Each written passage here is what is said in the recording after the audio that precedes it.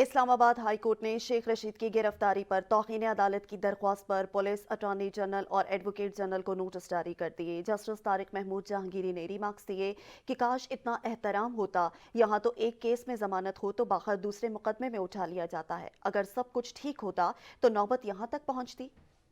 اسلام آباد high court نے راشد شفیق کی جانب سے دائر کی گئی توہین عدالت کی درخواست پر جسٹس طارق محمود جہانگیری نے سماعت کی۔ دوران سماعت شیخ رشید کے وکیل نعیم حیدر اور انتظار حیدر عدالت کے سامنے پیش ہوئے۔ جسٹس طارق محمود جہانگیری نے ان سے سوال کیا کہ کس آرڈر کے خلاف ورزی ہوئی ہے، آپ نے صرف نوٹس کو چیلنج کیا تھا، FIR کو نہیں۔ وکیل نے استدعا کی کہ عدالتی حکم عدولی پر SHOs اپارہ کے خلاف توہین عدالت کی کارروائی کی جائے۔ جسٹس طارق محمود جہانگیری نے کہا کہ اس وقت کوئی FIR نہیں تھی، صرف نوٹس کو معطل کیا تھا۔ وکیل نے کہا کہ اس وقت پولیس نے انکوائری شروع کر رکھی تھی جس پر FIR ہوئی، اسی انکوائری کی بنا پر پولیس نے سمن نوٹس جاری کیا ہوا تھا جس کو عدالت نے معطل کیا۔ جسٹس طارق محمود جہانگیری نے کہا کہ عدالت نے FIR کے اندراج سے نہیں روکا تھا، عدالت نے نوٹس کو معطل کیا تھا۔ اس کے تناظر میں کوئی خلاف ورزی ہوئی ہے تو بتائیں۔ عدالت نے FIR کے اندراج کے حوالے سے نہیں روکا تھا، نہ ہی آپ کی استدعا تھی۔ عدالت نے شیخ رشید کے وکیل کو پٹیشن پڑھنے کی ہدایت کرتے ہوئے سوال کیا کہ آپ کی پٹیشن میں استدعا کیا تھی۔ شیخ رشید کے وکیل نے جواب دیا کہ حکم نامے سے یہ تاثر گیا کہ معاملہ کورٹ میں ہے تو ادارے تحمل کا مظاہرہ کریں گے۔ جسٹس طارق محمود جہانگیری نے کہا کہ کاش اتنا احترام ہوتا، یہاں تو ایک کیس میں ضمانت ہوتی ہے تو دوسرے مقدمے میں اٹھا لیا جاتا ہے۔ عدالت نے توہین عدالت کی درخواست پر پولیس اٹارنی جنرل اور ایڈوکیٹ جنرل کو نوٹس جاری کرتے ہوئے کیس کی سماعت پیر تک ملتوی کر دی۔